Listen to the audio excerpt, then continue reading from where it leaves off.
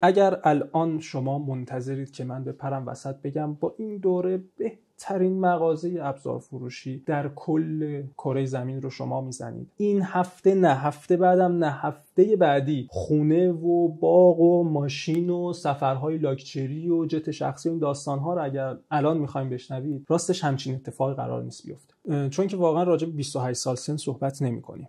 هر آنچه که درونش خوبه، اتفاق مثبت داره میفته، مربوط به پدر منه. ما چه پدرم چه پدر بزرگم در این حوزه هم خرده هم عمده همیشه فعال بودن. من از وقتی که به دنیا اومدم، اون سکانسی که توی بیمارستان برای بچه‌ها از اون میخونن پدر بزرگا، اون سکانس قبل از اینکه پدر بزرگم بخونه، پدرم اونجا میگفت که بیجکو بفرست بیاد. اون زمان اصلا در فضای اینترنت کسی توی حوزه عمده کار نکرده بود. عددی که اون روز به ما اعلام کردن 300 میلیون تومان بود. من اینجوری بودم، یعنی مثلا از هر شاید 5 تا مشاوره، 5 تا پیامی که سمت ما میاد، چه تماس اینجوری باشه، 2 تا 3 تاش این سوال است: سود این حوزه چقدر؟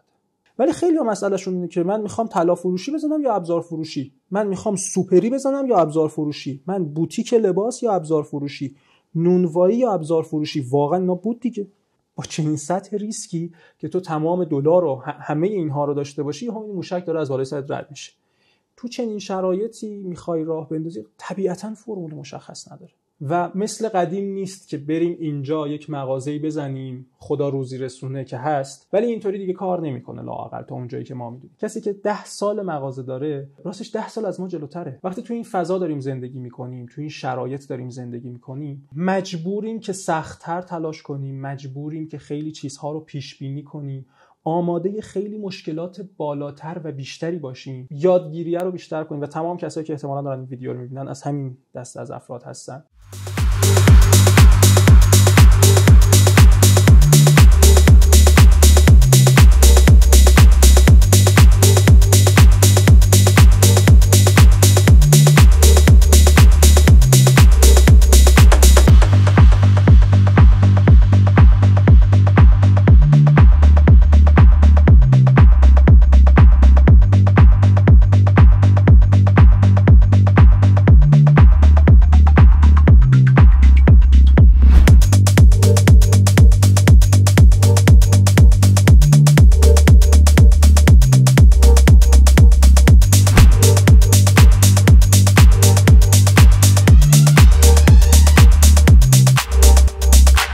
ضبط الان سلام کنیم. نه سلام آیا حسینی، خیلی خوشبختم که در خدمتتونم. سلام عرض میکنم خدمت بینندگانی که یا اولین باره دارن ما رو میبینن یا مدت ها بود که ما رو با ویدیوهای جدید و محتوای تصویری ندیده بودن. بعد از مدت ها ما گفتیم بشینیم جلوی دوربین تا درباره دوره آموزشی جدید سایت صحبت کنیم.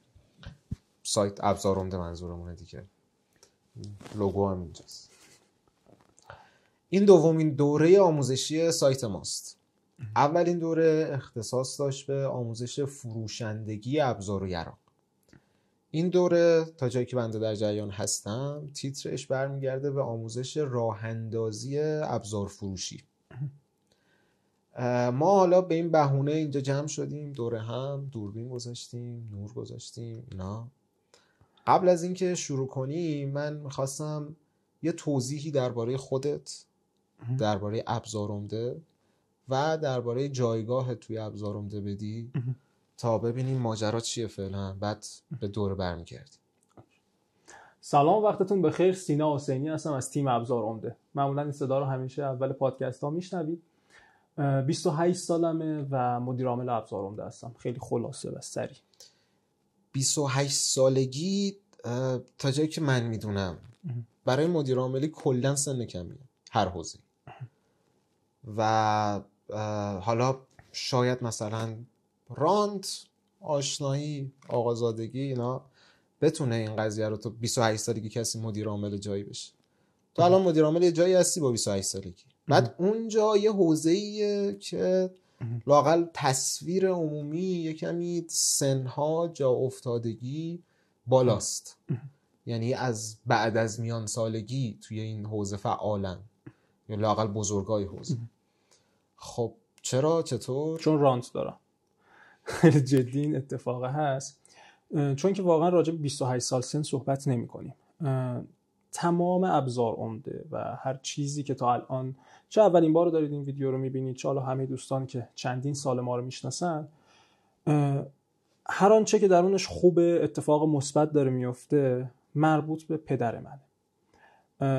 ما چه پدرم چه پدر بزرگم در این حوزه هم خورده هم عمده همیشه فعال بودن و من از وقتی که به دنیا اومدم اون سکانسی که توی بیمارستان برای بچه‌ها از اون میخونن پدر بزرگا، اون سکانس قبل از اینکه پدر بزرگم بخونه پدرم اونجا میگفت که بیجکو بفرست بیاد و من تو این فضا یادمه قشنگ آشنا شدم با این فضا و با اینکه حالا نه به حوزه ابزارگرا علاقه داشتم و نه تو این فضا کار میکردم از سنین کودکی، خب این فضا تو خونه ما بود، چه راجع به مثلا بار اجناس یا بیجک یا اتفاقات بازار، شرایط بد بازار، اتفاقاتی که میفته، خرید و فروش های پدر، اتفاقاتی که در مغازه هست و کلا تو این حوزه من تو این فضا آشنا بودم و وقتی هم ابزار عمده رو راه انداختیم به پشتوانه پدرم بود که این اتفاق افتاد و همون روز اول تقریبا وقتی ابزار عمده اومد بالا فکر میکنم 15 تا برند همون اول کار توی سایت بود که ما میتونستیم بفروشیم و قیمت خیلی خوبی داشتیم.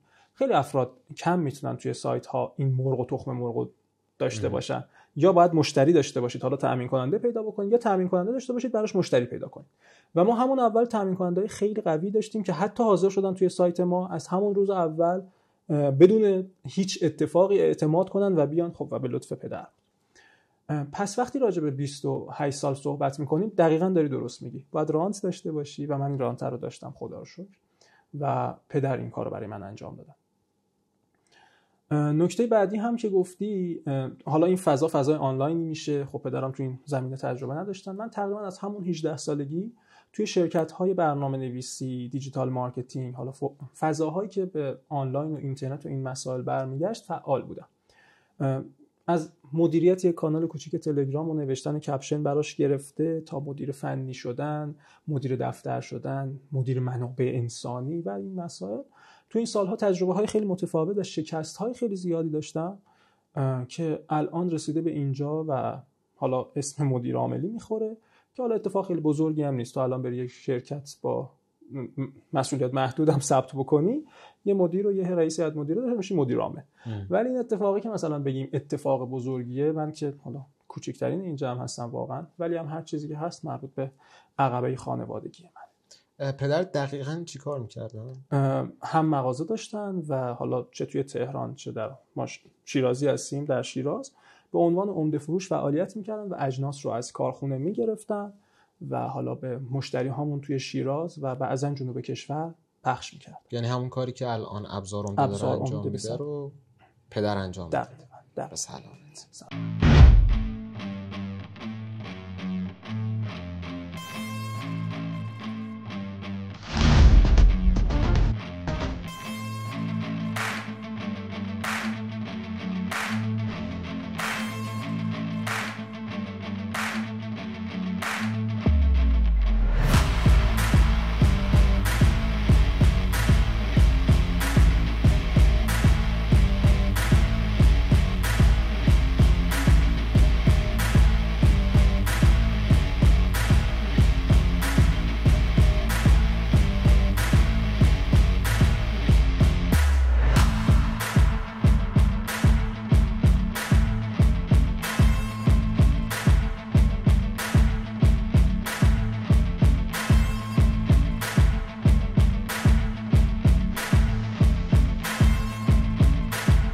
برگردیم به موضوع اصلی این جمع که کنار هم جمع شدیم یک بار دیگه، دوره آموزش راه اندازی ابزار فروشی.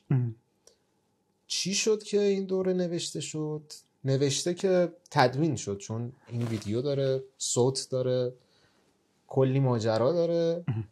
چی شد که اصلا؟ البته لازمه که بگم تو این بازی که محمد داره میگه فشار اصلی دوره رو دوش خودشه و فعالیتی که داره انجام میشه. بذار یکم برگردیم عقب که چی شد اصلا ابزار عمده اومد. وقتی ما سایت ابزار عمده رو زدیم، خب هفته اول تست 1 بود، تست 2، تست 3. یعنی وقتی شما کد نویسی انجام میدید اون لحظه که محتوای واقعی وارد نمی‌کنید میشد تست 1، تست 2، تست 3. صرفا دامینمون ابزار عمده بود. اون زمان اصلا در فضای اینترنت کسی توی حوزه عمده کار نکرده بود. توی حوزه خرده خیلی سایت‌های قوی و قدری که الان هم هستن و دارن خیلی هم خوب فعالیت میکنن داشتن کار میکردن، اما روی این کلید واژه‌ها کار نکرده بودن و همه دامین‌ها هم آزاد بود. یعنی چه نوشتارهای مختلف ابزار عمده، چه حالا جایگشتاشون و کلا تو این حوزه. و وقتی ما شروع کردیم هفته اول تلفنمون زنگ خورد و خیلی عجیب بود و ما متوجه شدیم که اینجای بازار یک گپی وجود داره که ما توی فضای آفلاین داریم این کارو انجام میدیم، پدرم داره این کارو انجام میده و چه بهتر که ما بیایم توی این فضای آنلاین این کارو انجام بدیم. چه سالی بود حدودا؟ فکر می‌کنم سال 98 این داستانی که میگم. دامین اون زمان خریده شد. حالا اون زمانم خیلی، یعنی یک زمانی مفصل راجع به تاریخچه‌اش صحبت می‌کنیم، خیلی عجیب و غریب بود، هنوز موقعش نیست. ولی اون اتفاق که افتاد ما فهمیدیم که این فضا میشه روش کار کرد و میشه اتفاق بیفته. تقریبا چند ماه بود گذشته بود که سایت حالا یک سر و شکل اولیه به خودش گرفته بود. نشسته بودیم، یک تلفنی زنگ خورد و تماس تلفنی اتفاق افتاد که شخص گفت مگه شما عمده نمیفروشید؟ گفتیم بله. گفت خب من میخوام مغازه راه اندازی کنم، میخوام از شما بخرم. خب فکر میکنم اگر اشتباه نکنم عددی که اون روز به ما اعلام کردن 300 میلیون تومان بود. من اینجوری بودم، گفتیم 2-3-5% سود دیگه، بارو بستیم دیگه، از سال دیگه پشت بی ام نشست. و خب خیلی خوشحال کننده بود. این که اصلا اون راه اندازی اتفاق نیفتاد و من کاری ندارم، مشاوره انجام شد، هیچ اتفاقی نیفتاد، کاری ندارم، ولی ما اولین بار اونجا اصلا باش مواجه شدیم، خودمون اصلا بهش فکر نمی‌کردیم.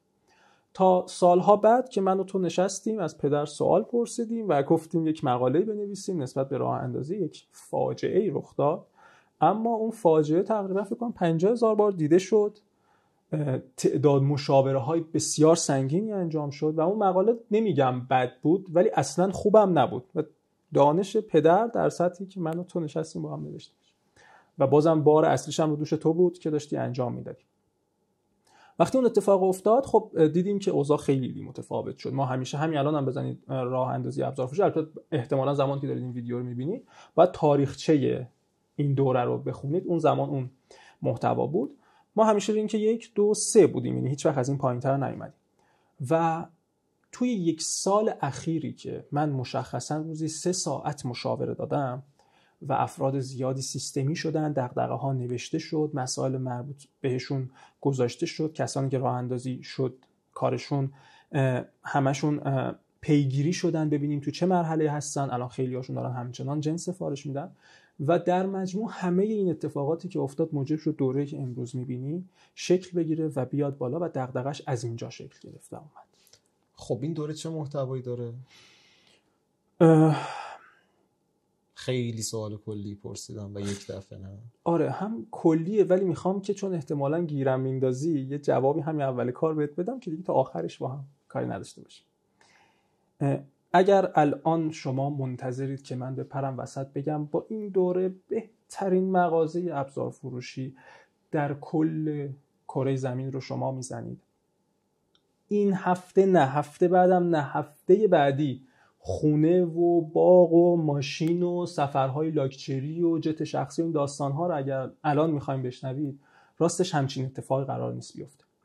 کل این دوره انقدر که بازدارندگی ابزار فروشی هست کمک نمیکنه به ابزار فروشا. بذار با یک ادبیات بهتر بگم، این دوره قرار شکست‌های بدیهی که داره در بازار اتفاق میفته، تمام تجربه هایی که ما تو این سالها داشتیم، افراد زیادی که دیدیم، کتاب‌ها و حالا مطالبی که مربوط به راه اندازی کسب و کار هست رو مطالعه کردیم، خودمون تست کردیم، چه در فضای آفلاین چه در فضای سایت‌های خودمون.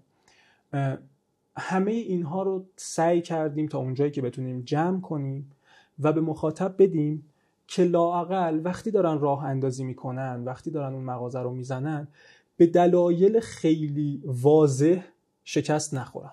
مثلا یک نفر نیاد مغازه رو اجاره کنه 40 متر، مکان خوب، همه جای خوب، همه چی اتفاق بیفته، سرمایش مناسب اون نباشه، یا متوجه نشه که مثلا اطرافش مکانیکارها هستن و اجناسی که باید برای اونها تهیه بکنه و بذاره توی مغازهش یهویی بره وسایل نقاشی بیاره. شاید براتون خیلی مسخره بیاد یا این چیزایی که بهتون گفتم خیلی بدیهی بیاد، ولی راستش رو بخوایم با توجه به همه تجربه‌ای که داریم سر این شکست‌ها، سر این اتفاقات افراد زیادی هستن که ما موثق نوشته شده و این حرف‌هایی که من میزنم بر اساس تمامی این تجربیاته که شکست اینطوری نخورن و حالا وقتی متوجه بشن که شکست‌ها خیلی بدیهیه و اینها رو بذارن کنار، کمی کمکشون میکنیم که مسیر رو بفهمن، خودشون یاد بگیرن. ماهی رو بهشون نمیدیم، ماهیگیری رو بهشون یاد میدیم که بتونن احتمالاً اگر همه چیز خوب پیش بره، هم فضای یادگیرنده داشته باشن، توی 3 سال تا 5 سال آینده امید این رو داشته باشیم که یک کسب و کار پر رونق و پر روزی در حد خودش رو راه اندازی بکنن و خوب باشه.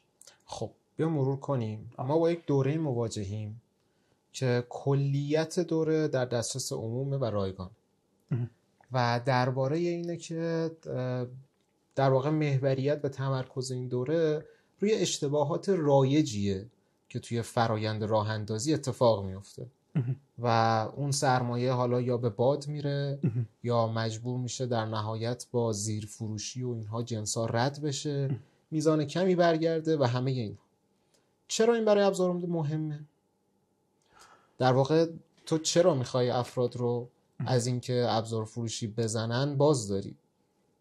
2 علت خیلی واضح داره. یک، تربیت خانوادگی میکرال رو بهش صحبت میکنیم یک کمی، تقصیر پدرمه، ولی یه علت اصلی که بعدها خیلی باش بیشتر مواجه شدم استاد منه. حالا احتمالاً چه الان بار اولتون واقعا باشه توی سایت بقیه مطالب رو برید بخونید بشنوید، هر آنچه که من نوشته باشم در سایت یا پادکستش رو من ضبط کرده باشم، چون بچه‌ها خیلی دارن زحمت میکشن، درصد کمی از مطلبه برگرفته شده از آقای شعبان علیه. ایشون خب عملاً من میتونم بگم یکی از ضعیف‌ترین شاگردان ایشون هستم و افتخارم میکنم به این مسئله. ایشون وقتی میاد کسب و کار رو یاد میده و بیزینس رو یاد میده، اولینو بگم هر کسی رو که من بتونم چه در این سایت چه تو همین مسابقه چه هر جای دیگری با سایت متمم آشنا کنم و یک بار به اون سر بزنن، من احساس میکنم که رسالتم رو در این زندگی انجام دادم، چون هر کسی به این سایت سر بزنه میدونم از اون به بعد زندگیش قشنگتر میشه. مال سایت متمم سایت آقای شعبان علی است. وقتی دارن راجع به بیزینس صحبت میکنن جز اولین درس هاشون هست که حالا بحث تفکر سیستمی رو بذاریم کنار که میرسیم احتمالاً بهش، بحث ارزش آفرینیه. جملات خیلی زیادی داره، درس خیلی زیادی داره، ولی حالا برمیگردم به خانواده‌ام که چرا این دوتا با من مچ میشه. من پیش پدرم کار میکردم و میرفتم در مغازه، حالا کار کردن که واژه خیلی مسخره‌ایه ولی بیشتر من پدر لطف داشتم که این بچه‌م حالا یکم چه کار کنه، اونجا زمان میگذره. آره بیشتر این داستانه بود. افراد مثلا قفل اتاقیشون رو می آوردن، دستگیره می آوردن، وسایلشون رو می آوردن و هر کدوم یک معضل خیلی کوچیکی داشت که شخص نمیدونست این معضل رو داره، اما پدر من میدونستن و اومده بود که یکی جاش بخره کامل. مثلا اون زمانها خیلی دور زمانها مثلا یهو دستگیره 20000 تومان بود، خیلی دور، اصلا نمیدونم سال 1140 فکر کنم مثلا 20000 تومان بود، 25000 تومان بود و پدرم مثلا می اومد یه قفل می اومد مشکل فنر داشت. کارخونه آخر سال مثل الان یه سری خودکار بدونن که نمینویسه ولی الان دیگه بنویسه. این فنره رو همیشه بابام داشتن و تو این قفلا همیشه مثلا یک معضل اساسیشون بود، میز داشتن و قفل درست کار میکرد، دستگیره درست کار میکرد، حالا هر محصول به طریقی تحویل شخص میدادن. من اینطوری بودم پدر من ما اومدیم در مغازه از صبح تا شب، شما مثلا طرف داره میاد پول میگه میخوام بخرم، شما درست میکنی بهش میگی، بعد التماس میکرد پول بده، بابام میگفت نه نمیخواد پول بدی برو. و همیشه یک جمله‌ای بود از افراد توی گوش من که خدا خیرش بده. حالا این یکم بحث به اعتقادات برمیگرده ولی نمیخوام اعتقادی حرف بزنم. 1 ساعت بعد ما 100 تا قفل میفروختیم. اگه نبودم و نمیدیدم واقعا این رو نمیگفتم. و از اون موقع متوجه شدم که اینکه درد مردم برات درد باشه و مشکلاتی که داره براشون اتفاق میفته برات مهم باشه، انگار که یک شخصی اون بالا هست و حواسش به خیلی از موارد هست. و وقتی ما حالا به خصوص که سایت ابزار عمده رو داریم سالیانه زنگ‌های بسیار زیادی از شکست‌های افراد موفق به ما زده میشه که من شکست دارم میخورم، مشکل اینو دارم، این اتفاقات افتاده، اینجوری. یا افرادی که دارن کار رو شروع میکنن و مشخصاً میتونه براشون خوب باشه، وقتی این رو میبینیم وظیفه‌ایه که حالا ما امکاناتی داریم و وظیفه ما هست که این کار رو انجام بدیم. این جواب اخلاقیشه و اصلی ترینشه. این رو میذاریم کنار، اقتصادی با هم صحبت میکنیم. حوزه عمده حوزه‌ایه که سودش بسیار پایینه. الان شما برید هر کارخونه‌ای رو که میشناسید تماس بگیرید با کارخونه، 20 میلیارد تومان هم بهشون بدید. بگید آقا من این جنس رو میخوام، چه قیمتی به من میدی؟ اونجا قیمت ابزار عمده، سودش و میزان فروشی که الان داره انجام میده رو شما کاملا دستتون میاد. متوجه میشن که آقا سودی که ما داریم میگیریم سود پایینیه. تو سود پایین کجا برات یک اتفاق اقتصادی میفته که بیشتر بفروشی؟ اگر ما کسی رو توی این بازار راه بدیم و بیاد مغازه ابزار فروشی بزنه، اگر موفق نشه، اتفاقی که میفته این فروش که داره از ما انجام میشه، احتمالاً حالا از همه کل حوزه که داریم صحبت میکنیم، این قطع میشه. تمامی ما تامین کنندگان، تمامی کارخونه ها دچار مشکل میشه.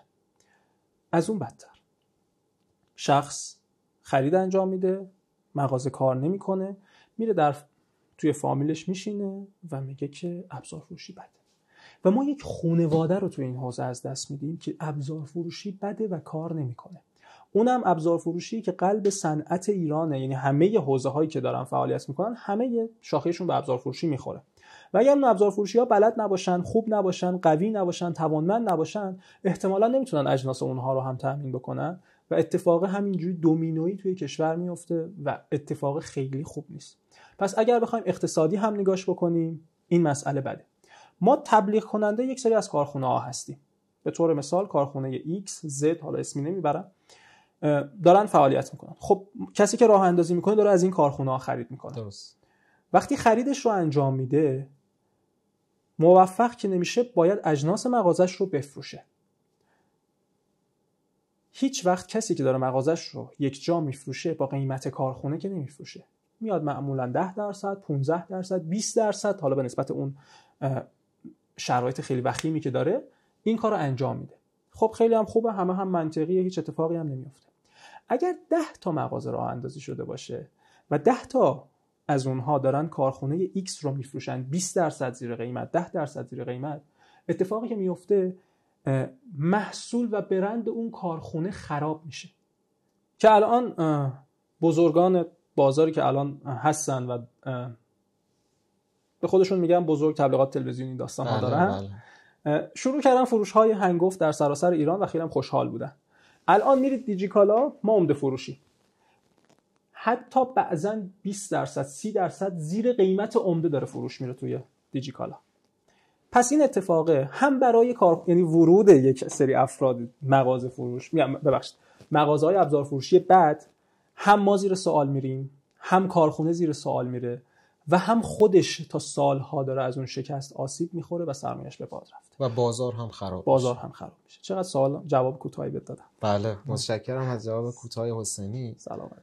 خب پس ما با یک دوره آموزشی طرفیم که اگر کسی به ذهنش خطور کرد، خواست این کار رو انجام بده که یک ابزار فروشی راه بندازه، یک مغازه رو تأسیس کنه، ما قراره بهش بگیم که با تمرکز روی اشتباهات رایجی که معمولا تو این فرآیند بقیه انجام دادن، درسی که از تجارب بقیه گرفتیم، تعاریفی که بقیه برای ما انجام دادن، ما داریم بهش میگیم که ممکنه کجاها به مشکل بخوریم.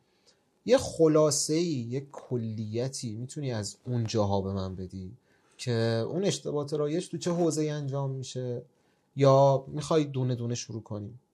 هر جور دوست داری، چون یکیش خیلی تو ذهنمه، خیلی هم اتفاق شروع کن ببینیم.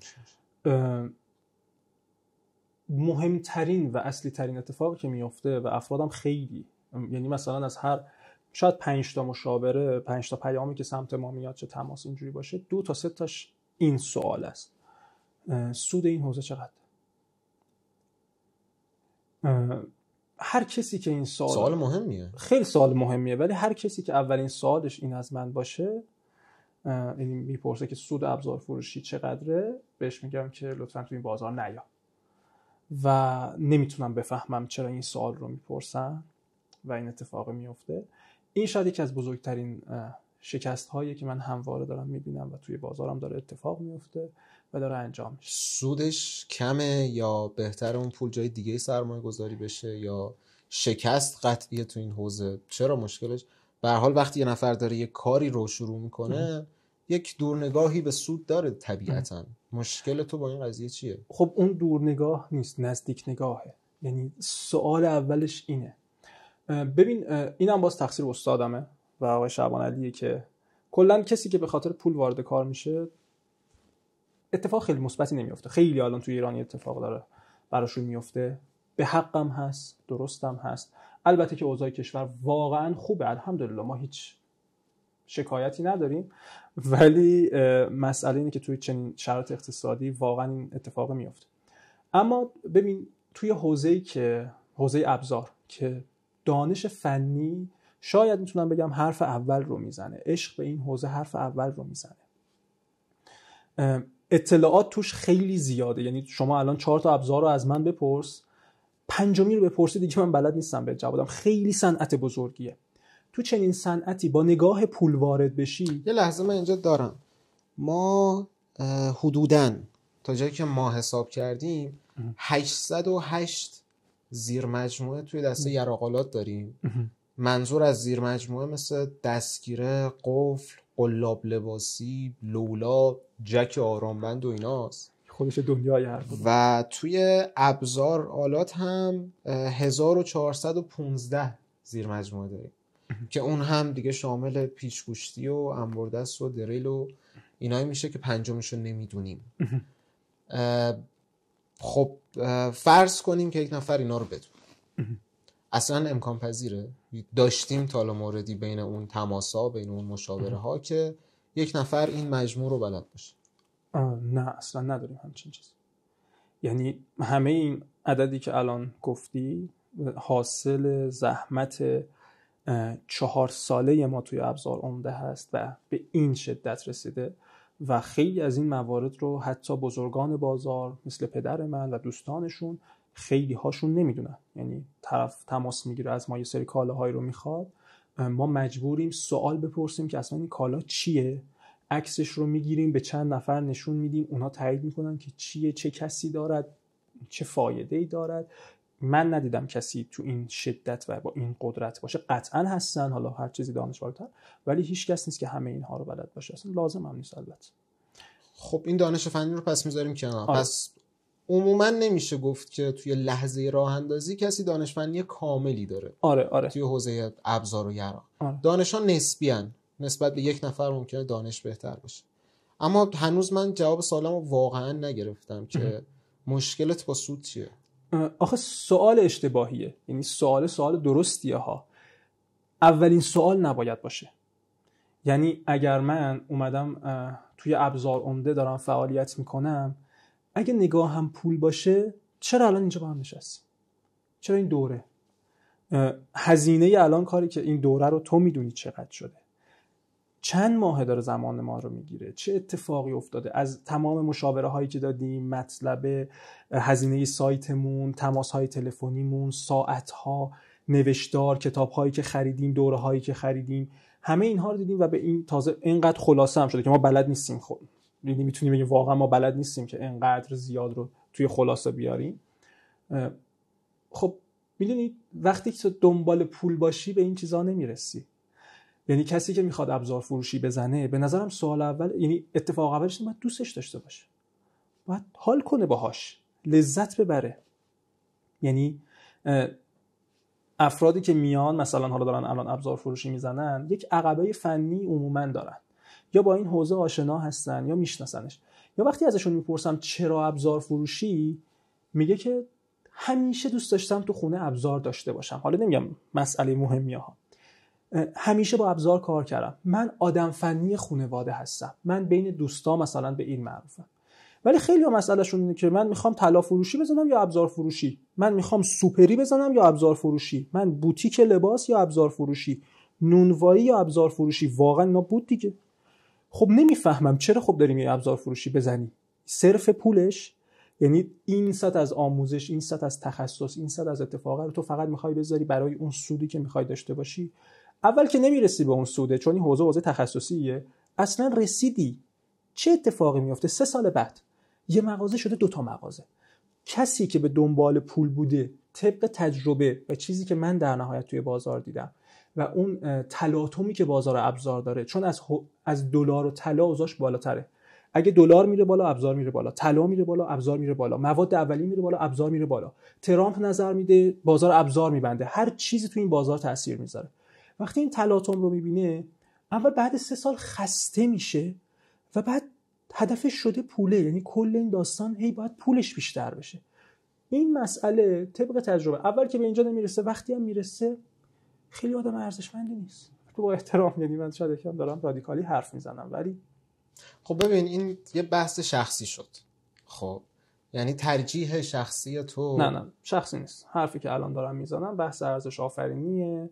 افراد زیادی تو دنیا راجبش صحبت میکنن، آدم‌های زیادی حرف میزنن، کتاب‌های زیادی داره راجبش گفته میشه. خیلی شخصی نیست. اگه رادیکالی میگمش خیلی شخصی نیست و طبق تجربه هم زیاد دیدم. خب بذار من سوالمو اینطوری بپرسم که این سودی که راجبش داری صحبت میکنی اصلا حدوداً چقدره؟ واقعاً حالا چقدره؟ یعنی فرض کنیم که من قراره بین طلا فروشی زدن، بین بوتیک زدن و ابزار فروشی انتخاب کنم. فرض کنیم که من به جفتش به یک اندازه علاقه دارم. فرض کنیم که من قراره اون ارزش آفرینی که تو راجبش حرف میزنی رو توی دوتای این حوزه پیاده کنم. بعدش به این میرسم که چه میزان سود داره، بازگشت سرمایه من چقدر طول میکشه. بیا راجع به اینا صحبت کنیم. بازم جوابم یعنی غلط این حرفت، ولی باشه به جواب میدم. ببین چیزی که حالا عرفشه و دارن توی جامعه صحبتش رو میکنن و عادی چیزی که منطقیه بگیری اوورال و در مجموع، نه روی هر کالا، این عدد بین 20 تا 30%. دوستان هستن الان دارن روی کالاهایی که همه دارن 20-30% میخورن توی مغازهاشون 100% سودم میفروشن. من تایید نمیکنم، دوستش ندارم، ولی هست. این عدده و میگم اوورال، چون تو مثلا بعضی از کالاها هست مثل پیچ و رول پلاک درصد سودش عملاً بالاتره، بیشتره. و یه سری از کالاها خیلی معروفن، مثلا یک سری قفل اتاقی توی ایران همه مثلا اون برنده رو میشناسن و همه سایت ها دارن، همه مغازه ها دارن و تو مجبوری سودت رو کاهش بدی روی 10%. این مجموعه این تلورانس معمولا میگن بین 25%، 30%، 20% باید باشه. حالا افراد میتونن بیشتر هم بگیرن، ولی معمولا سود روی این عدد میچرخه. خب این سود بدی نیست، واقعا سود بدی به نظر نمیرسه. بذار برگردیم روی خود دوره و مباحث دوره که من اینجا دارم. ما تو این دوره راجع به وضعیت ملک و دکور و چیدمان صحبت کردیم، درباره تحلیل رقبا، استراتژی فروش، میزان سود، تهیه اجناس اولیه و پیدا کردن تامین کننده برای اجناس اولیه صحبت کردیم. اما خب با این مقدمه‌ای که تو ارائه دادی، ما توی این مسائل بیشتر راجع به اشتباهات رایج صحبت کردیم تا اینکه بخوایم مسیر روشنی رو درباره‌اش صحبت کنیم. درسته؟ آره. آخه میدونی مسیر نداره. بیا یک لحظه، ما فیلم رو الان نمیدونم چند دقیقه گذشته، 20 دقیقه 30 دقیقه شما این فیلم رو ندیده باشید، برگردیم به عقب. تا قبل از این مردم داشتن چجوری راه اندازی میکردن؟ یعنی ما الان ابزار فروشی موفق نداریم در سطح ایران، یا میدونی این حوزه خیلی حوزه شاگرد و استادی بوده. اینطوری بوده که افراد میرفتن شاگردی میکردن سالها در کنار یک بزرگمردی که توی بازار اعتباری داشته و بعد از 5 سال 10 سال شاگردی کردن میرفتن حالا حجره خودشون رو میگرفتن، مغازه خودشون رو میگرفتن و انگار سینه به سینه، دهان به دهان منتقل میشده و افراد این کار رو انجام میدادن. اصلا ادبیات آکادمیکی وجود نداره تو این زمینه. حرفهایی هم که ما داریم میزنیم کی گفته درسته؟ یعنی اینطوری که باید یکی بیاد بگه خب اوکی با حرفای خودتون برید یک مغازه بزنید که حالا زدیم، ولی در حالت کلی برید بزنید و ببینید اصلا کار میکنه یا نه. مسیر مشخصی وجود نداره. شما الان توی حسن آباد و تهران مغازه‌هایی وجود دارن که دارن فقط دستگیری میفروشن، فقط دارن ابزار میفروشن.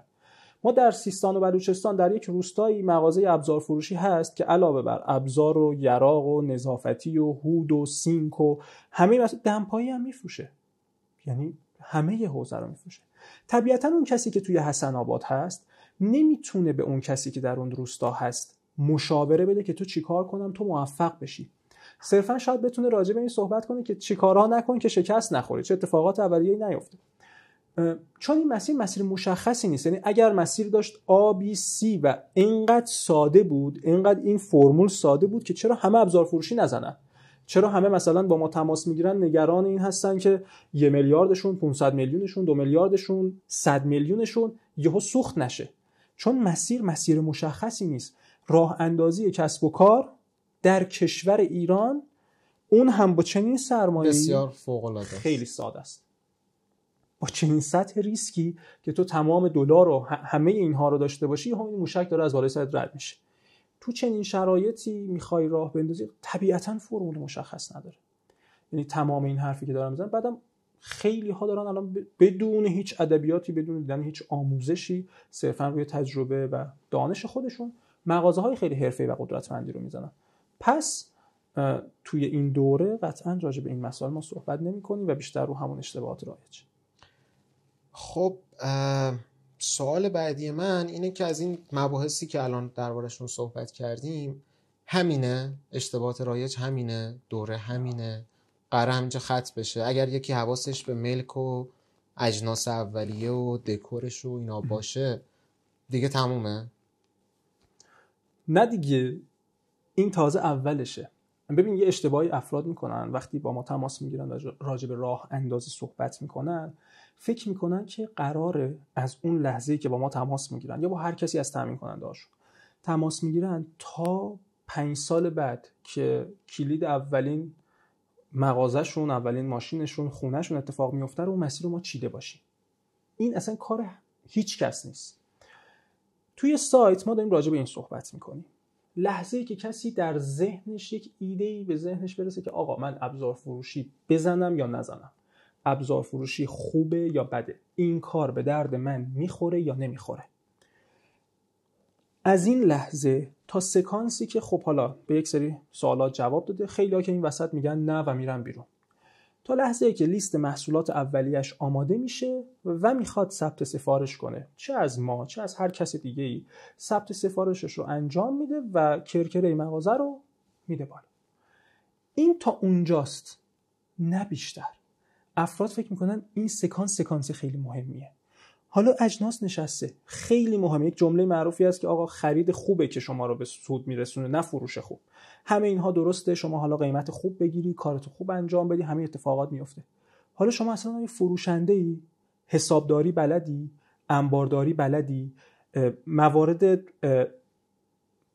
برخورد با مشتریت رو بلدی که میشه عملاً مذاکره، بحث متقاعدسازی، یا حتی فضای آنلاین رو میشناسی، میدونی رقبات کیا هستن، کالایی که میاری رو چجوری بهتر بفروشی، یا خیلی از موارد دیگه که تو این زمینه وجود داره و کسی اصلا راجع به اینها صحبت نمیکنه و نکرده.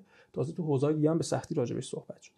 پس این تازه اول راه هست و این دوره تا اونجا رو داره ساپورت میکنه. تازه همون هم ما مدعی هستیم کامل نیست و کلی داخل اون صحبت داریم و بعدش کلی سرفصلای دیگه است که باید یاد بگیرن و تازه اونجا شروع میشه. یک مسیر طولانی، خیلی طولانی. خود دوره چی؟ این که میگی دوره کامل نیست، من حقیقتا خیلی ناراحت شدم که اینو شنیدم.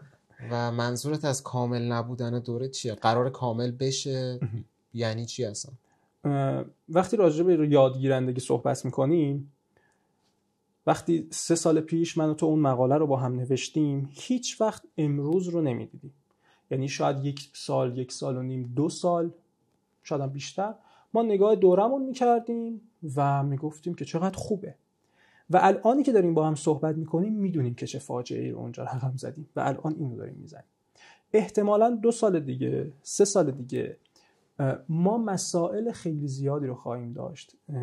طبق تجربه و چیزهایی که یاد میگیریم متوجه میشیم که مردم هم اونجا مشکلاتی دارن. اونها رو سعی میکنیم که به نوشتار در بیاریم، به صوت در بیاریم و به دوره اضافه کنیم. علاوه بر این هم بله، ما الان چندین آپدیت دیگه همین الان در دست داریم که داره انجام میشه و هم دوره تکمیل میشه و هم بعضی‌هاش هم میره اصلا تو بحث مشاوره و کارهایی که داریم خب به صورت تخصصی برای هر مشتری انجام میدیم، توی اونها داره تکمیل تر میشه. تو یک تعریفی از راه اندازی من گفتی که از اون لحظه یک نفر به ذهنش خطور میکنه این مسئله تا وقتی کرکره رو با اجناس اولیه میده بالا. این دوره فقط افرادی رو پشتیبانی میکنه یا فقط برای افرادی مناسبه که توی این بازه قرار دارن؟ یعنی دیگه از لحظه که اون کرکره میره بالا دیگه کسی کاری به این دوره نداره، یا اگر کسی الان مغازه خودش رو داره دیگه کاری به این دوره نداره؟ مخاطب ها رو مشخص کردیم؟ نه ببین، خیلی سوالات خیلی خوب بود، ممنونم واقعا.